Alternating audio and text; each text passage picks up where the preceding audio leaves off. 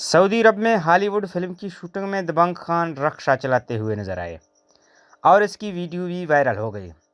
Hollywood और बॉलीवुड की ताज़ा तरीन खबरें जानने के लिए हमारे इस अकाउंट को सब्सक्राइब करें और इस खबर को पूरा सुनने के लिए इस वीडियो को आखिर तक देखिएगा।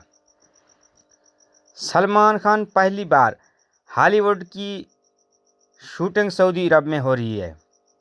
सऊदी अरब में एक मसरूफ सड़क पर बॉलीवुड स्टार सलमान खान को रक्षा ड्राइव के रूप में देखा गया है, जिससे मदाह हैरान और परेशान हैं।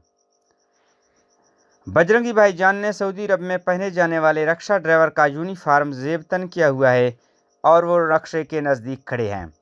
सलमान खान ने खास बम्बई स्टाइल में लाल रुमाल गले में डाला हुआ है और चेक वाली शर्ट पहनी हुई है।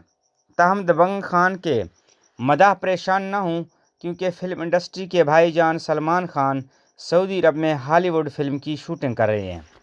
ये शूटिंग दरअसल इस फिल्म की हो रही है जिससे सलमान खान हॉलीवुड में डेब्यू कर रहे हैं।